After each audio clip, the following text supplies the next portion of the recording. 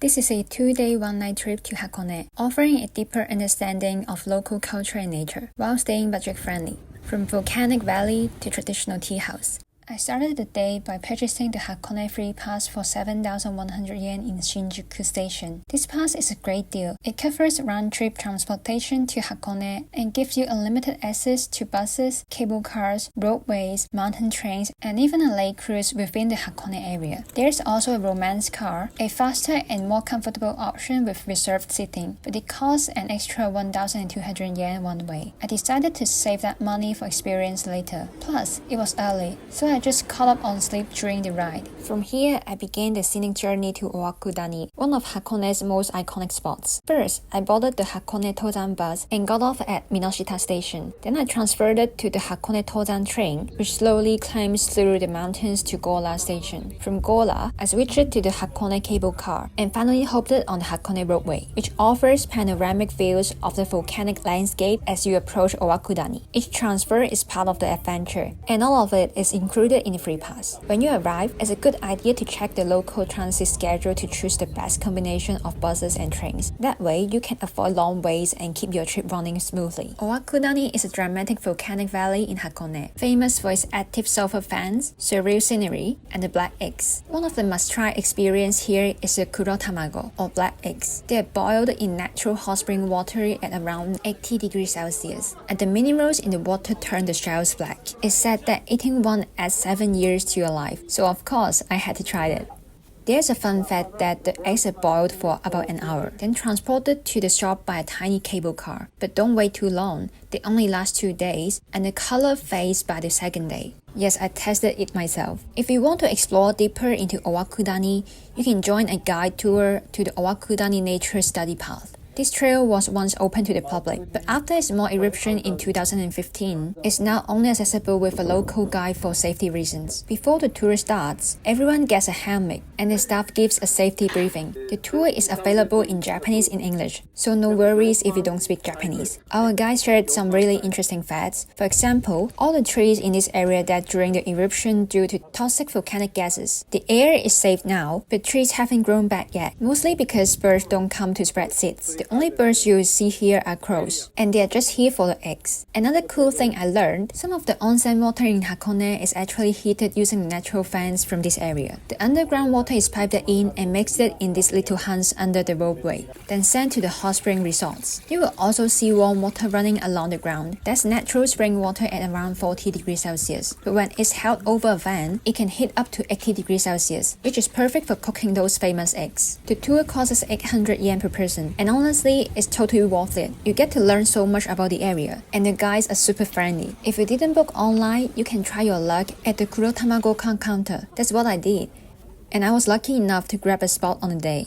Oh, if you're lucky enough, you can spot Mountain Fuji here too. Then I go back by the same route to Gora Park. As there was some time for the next cable car, I went to have a foot bath in the Sounzan while enjoying the scenery with the black eggs. Next stop of my Hakone trip, Gora Park. If you are using the Hakone free pass, good news, entry is free. I visited just as autumn was beginning, so there were only a few maple leaves turning red. Still, the park had a peaceful charm with its French-style landscaping, fountains, and glass houses. But the real hidden gem here is the Hakuun-do Tea, a traditional Japanese tea house tucked quietly inside the park. For just 750 yen, you can get a cup of Japanese tea, a sweet, and most importantly, access to the interior of the tea house, which is usually closer to the public. The inside is a beautiful showcase of authentic Japanese aesthetics. No flashy lights, no modern distractions, just soft natural tones and shadows. It was raining when I visited, and the dim light made the space feel very wabi-sabi. This isn't a tea ceremony workshop, so the staff won't prepare the tea in front of you, but you can still chat with them. After enjoying the tea, you can explore the house,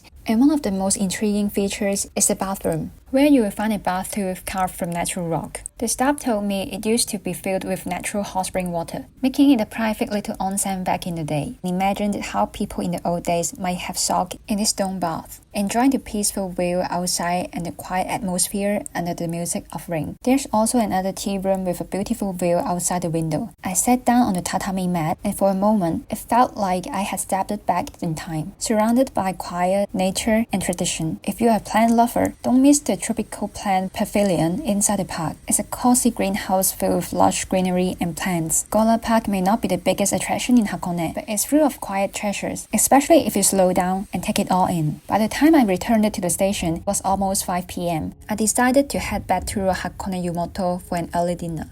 Hatsuhana Soba, famous for its handmade soba. I ordered their popular Yamakake soba, hot soba topped with grated Japanese yam. They were firm, flavorful, and comforting. Then I stirred in the egg yolk, which added a smooth, mellow richness. I sparkled some shichimi, a spice 7 flavored chili powder, from a wooden container on the table. This warm bowl of soba is perfect to enjoy in a cold, rainy autumn evening. After dinner, I headed to my accommodation for the night. Since I visited on the 31st of October, I noted something special on the station, a signboard with a pumpkin icon for Halloween and red maple leaf for autumn. It felt like a rare seasonal crossover.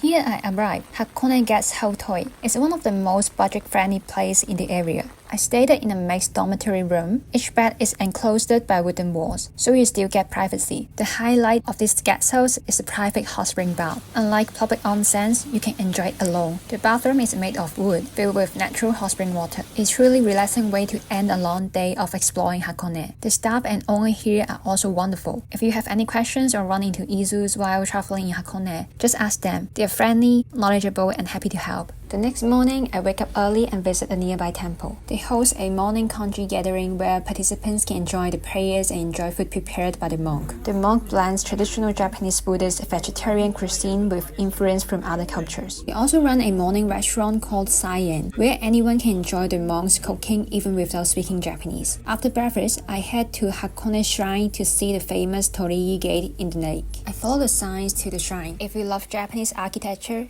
it's definitely worth to visit.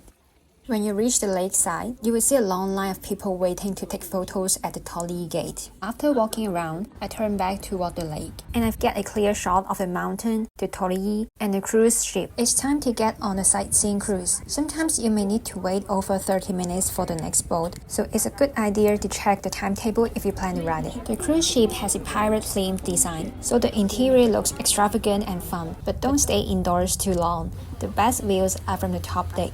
I arrive at Togendai and take a bus to Sengokuhara to see the famous Susuki grass fields, which are only in season during autumn. It's not a major tourist spot, but if you love nature and visit Hakone in autumn, it's definitely worth seeing. After enjoying the Susuki grass, I return to Togendai. From here, you can also take the roadway up to Owakudani. Since I still have some time, I decide to visit Owakudani again. The line is long, but I managed to get a beautiful spot of Mountain Fuji from the roadway. After waiting for a while, I finally returned to Lake Ashinoko and catch the last bus to the dessert shop Amazake Tea House. This tea house has a long history, dating back to the Edo period, and it served the travelers walking the old Tokaido road. I ordered amazake and a soy sauce flavored mochi. Amazake is a traditional sweet drink. It's a special experience to enjoy these traditional snacks inside such a historic building. For my last meal in Hakone, I chose a yuba rice bowl. Yuba is a delicate skin that forms on the surface of soy milk. This set comes in a yuba hot pot, cold tofu, and yuba sashimi. As a tofu lover, I found the yuba hot pot a little salty and slightly fishy, but the cold tofu with freshly grated ginger was my favorite. Overall, it's still a nice restaurant to try if you enjoy tofu dishes. It's time to head back to Tokyo. If you have extra time, you can stop at Odawara Station on the way. There is a shopping complex called Minaka Odawara, designed with a traditional style exterior. From the top floor, you can enjoy a night view and relax in a food bath. This wraps up my 2-day 1-night trip. My favorite parts were exploring Owakudani and joining the morning kanji gathering with the locals. Which part interests you the most?